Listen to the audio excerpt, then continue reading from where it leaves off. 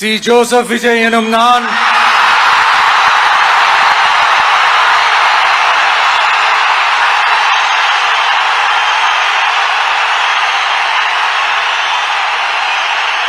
சட்டப்படி அமைக்கப்பெற்ற இந்திய அரசியல் அமைப்பின்பால் உண்மையான நம்பிக்கையும் மாறா பற்றும் கொண்டிருப்பேன் என்றும்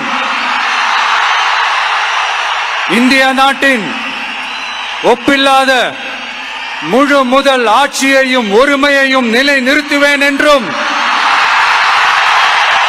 தமிழ்நாட்டு அரசின் முதலமைச்சராக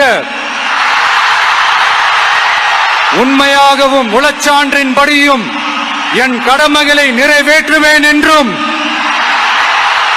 அரசியல் அமைப்பிற்கும் சட்டத்திற்கும் இணங்க அச்சமும் ஒருதலை சார்பும் இன்றி விருப்பு வெறுப்பை விலக்கி பலதரப்பட்ட மக்கள் அனைவருக்கும் நேர்மையானதை செய்வேன் என்றும் ஆண்டவன் மீது ஆணையிட்டு உறுதிமொழிகிறேன்.